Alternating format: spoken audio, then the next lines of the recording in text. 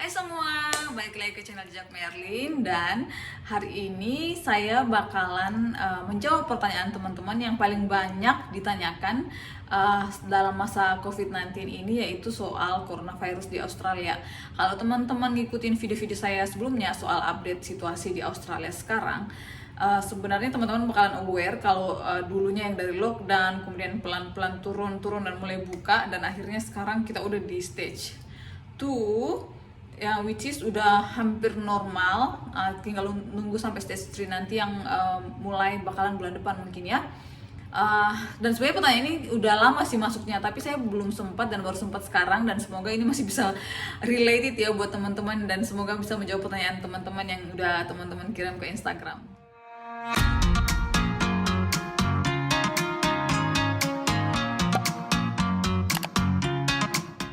Oke, di Australia sendiri sebelum-sebelumnya memang pernah lockdown guys, dan saat itu mungkin masa paling krisis karena banyak teman-teman yang kehilangan pekerjaan. Karena kalau lockdown otomatis banyak tempat yang tutup. Nah, makanya yang paling terkena imbasnya itu sebenarnya teman-teman yang kerja di bagian hospitality, terutama kalau misalnya di hotel atau di restoran, cafe kayak gitu.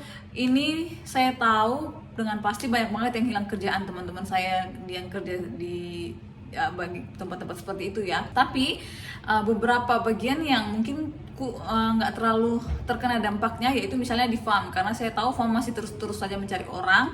Terus aged care, yang kalau teman-teman lihat saya sempat update juga, di aged care nggak terkena imbas karena tetap normal seperti biasa. Terus di hospital malah mereka nyari orang sebanyak-banyaknya untuk kerja di sana, karena di hospital itu bukan hanya nurse ya, tapi bisa hospitality juga. Lalu di supermarket, kemarin di supermarket tuh banyak banget dicari orang-orang, jadi itu malah terbuka peluang kerjanya. Dengan banyaknya tempat yang tutup kemarin dan semakin memburuknya situasi, jadi waktu itu memang teman-teman, setahu saya banyak beberapa teman-teman yang pulang ke Indonesia, karena memang waktu itu PM-nya Australia memang menyarankan untuk student atau WHV yang sudah tidak bisa membiayai hidupnya selama di Australia, disarankan untuk pulang dulu seperti itu. Nah, itu kenapa kalau teman-teman ikut di grup WHV bakalan lihat banyak kisah dari teman-teman yang akhirnya pulang ke Indonesia dengan pertimbangan mungkin lebih baik pulang Indonesia dulu untuk saving, karena kalau di sini terus nggak kerja terus tabungan bisa habis gitu kan, karena biaya hidup kan mahal seperti itu dibandingkan kalau di Indonesia biaya hidupnya lebih kecil. Sebenarnya kemarin saya sempat naruh pertanyaan di Instagram. Saya berpikirnya siapa tahu ada teman-teman yang mau sharing ya gimana keadaan mereka sekarang dan cara mereka untuk survive di tengah-tengah COVID-19 itu. Tapi karena story-nya udah lama banget, terus pas gua mau nyari-nyari di highlight, ternyata itu kalau di Instagram udah ada aturan baru ya, jadi kita nggak bisa lihat lagi respon-respon yang lama-lama. Jadi saya kehilangan beberapa respon dari teman-teman. Untungnya ada beberapa yang bersedia membuat video dan bahkan ngasih DM di Instagram. Jadi beberapa teman-teman bakalan saya sharing di sini apa yang mereka lakukan untuk survive ya. Nah, yang pertama kita denger dulu video dari Evi yang waktu itu sedang di SA kalau nggak salah, dan akhirnya dia ceritakan perjalanannya sampai dia bisa pindah dari satu kerjaan ke kerjaan yang lain dan apa yang terjadi selama COVID-19. So kita nonton ya. Hai teman-teman, mau cerita dikit tentang perjuangan saya di Australia menghadapi coronavirus, utamanya di Western Australia. Jadi waktu itu saya kerja di roadhouse, di salah satu roadhouse di Western Australia, dan di pertengahan April Western Australia menetapkan untuk lockdown. Nah, itu sangat berimbas buat roadhouse karena roadhouse jadi sepi. Nggak ada pemasukan, nggak ada yang isi bensin, nggak ada yang menginap di hotel, dan berefek ke kita sebagai karyawan yang mau nggak mau dipecat secara terpaksa. Nah, waktu itu yang kerja di roadhouse itu ada 11 orang, tapi 3 orang yang working holiday visa. Yang orang Aussie ini dipertahanin karena mereka dapat job keeper dari pemerintah, sedangkan kita yang backpacker ini diharuskan untuk pergi. Nah, saya mau cerita dikit keadaan roadhouse waktu totally lockdown di Western Australia. Jadi itu roadhouse benar-benar sepi, dan yang diizinkan untuk melintas di jalan itu hanya traki, jadi yang lewat hanya traki. Tapi traki pun tidak isi bensin, jadi sepi. Dan awalnya kita itu buka 24 jam, berkurang jadi tutup jam 9 malam. Habis itu beberapa hari kemudian ditutup jadi jam 6 malam. Nah, karena penghasilan udah nggak ada, yang seperti yang sudah saya bilang tadi bahwa kita mau nggak mau dipecat. Nah, akhirnya waktu dipecat itu kita masih dikasih opsi kalian boleh stay di sini dengan catatan bahwa kalian kerja 5 jam per hari untuk bayar akomodasi. Jadi waktu saya masih ingat 30 Maret itu kita dikasih payslip itu sudah ada annual leave-nya. Jadi kita benar-benar udah dikatakan bahwa kita bukan lagi karyawan, tapi kita masih bisa tinggal dengan catatan kita harus kerja 5 jam untuk bayar akomodasi. Atau kalau enggak, kita dikasih pilihan. Atau kalau enggak, kalau kamu nemu kerjaan, kamu bisa pergi. Kamu bisa pergi. Nah, waktu itu akhirnya saya coba cari farm, dan akhirnya saya ketemu. Terus saya dan teman saya memutuskan untuk pergi ke farm. Nah, akhirnya kita beli mobil salah satu teman kita di Roadhouse dan akhirnya kita jadi berangkat. Waktu itu kita cross border itu bawa surat dari employer yang terima kita kerja, terus surat dari Roadhouse yang menyatakan bahwa selama ini kita nggak pernah kemana-mana dan benar-benar bakal pergi ke farm untuk kerja. Terus setelah itu akhirnya kita mulai road trip. Dan pas di bordernya itu kita ditanyain sama polisi sih, jadi ditanyain mau kemana, tujuannya kemana, terus SIM-nya mana, terus ditanyain alamatnya dan dikasih tahu bahwa nanti setelah kamu sampai di alamat di tempat kamu yang kamu tuju itu kamu harus karantina 14 hari. Setelah cross bordernya SA, akhirnya kita tiba di tempat kita yang sekarang dan kita karantina selama 14 hari dan kita benar-benar nggak kemana-mana. Jadi kita stay selama 14 hari itu di rumah dan pokoknya kita nggak keluar-keluar karena kita sendiri takut kalau misalnya dicek polisi dan ketahuan melanggar aturan, maka visa kita bakal di-cancel atau kita bakal di-fine 20.000 kalau nggak salah. Setahu saya sih 20.000 ya kalau kita ngelanggar karantina 14 hari kalau pindah antar state. Nah, dan hari ini adalah hari pertama kerja di farm, pruning grape, dan saya hari ini sedikit capek. Terus kerjaan ini buat saya maksudnya banyak sebelum saya kerja pruning itu saya sempat baca-baca di internet dan baca di grup-grup backpacker, mereka bilang bahwa kerjaan pruning itu adalah kerjaan yang paling shit, kerjaan yang paling berat, tapi buat saya adalah kerjaan yang patut kalian coba karena seperti review orang, kalian harus buktikan dong. Itu sedikit cerita dari saya. Maaf kalau belepotan karena saya sebenarnya nggak pernah pede di depan kamera, tapi karena saya mau berbagi buat teman-teman. Oke, itu dia acara survive-nya Evi. Jadi sebenarnya kalau tetap mau berjuang sebenarnya ada jalan kok ya teman-teman. Oke, selanjutnya saya bakalan baca sharing dari Wahid. Ini teman kita yang ada di Perth kalau nggak salah ya, Wahid ya. Kamu di Perth ya. Jadi dia jawab gini, strategi biar bisa survive di tengah-tengah pandemi COVID-19.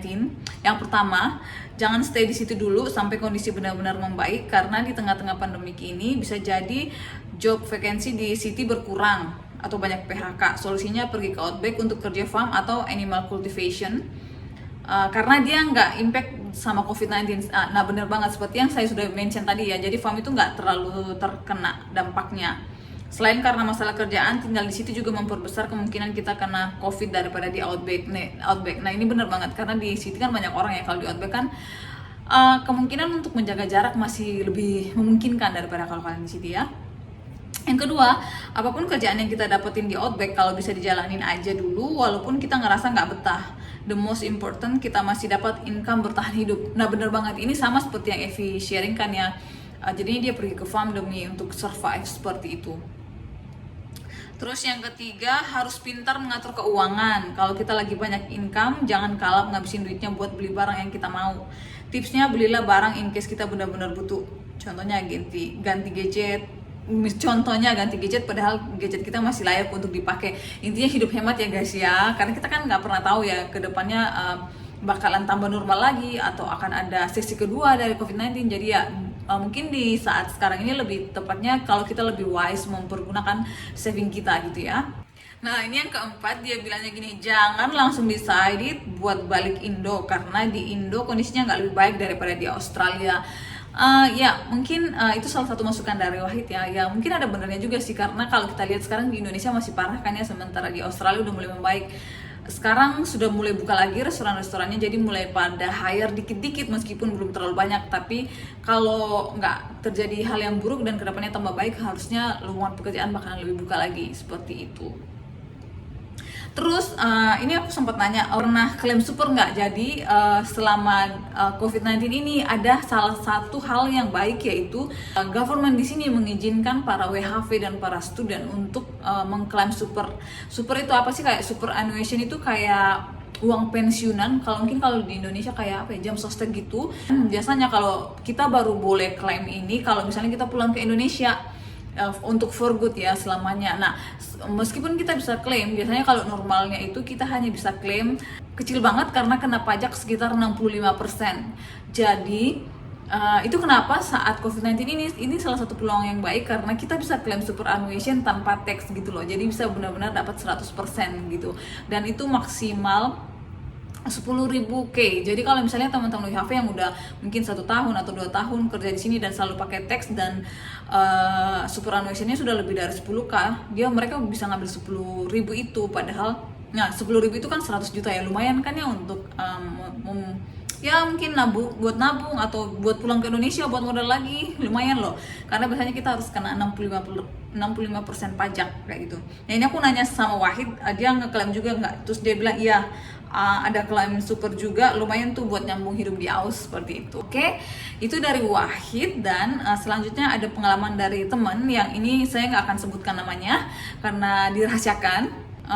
Dia dari tanggal 4 Februari belum dapat kerja sampai waktu itu tanggal 6 Juni aku cek belum dapat kerja. Berarti Februari, Maret, April, Mei, Juni, 4 bulan loh guys. 4 bulan nggak kerja di Australia tuh aduh susah banget lah ya. Ren aja jalan terus seperti itu. Nah ini dia cara dia survive ya. Cara survive sama ini dengan kerjaan kayak nggak jelas gitu kak. Satu, kerjaan cleaning gitu pernah 1 kali, kalau ada kerjaan ekstra baru dipanggil.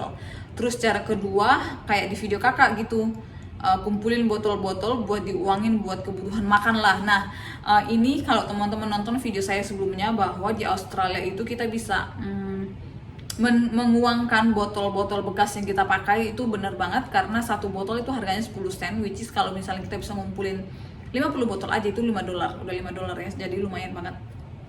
Jadi ini salah satu yang dia pakai. Kalau teman-teman menonton ada videonya di atas sini ya, gue sertain linknya ya.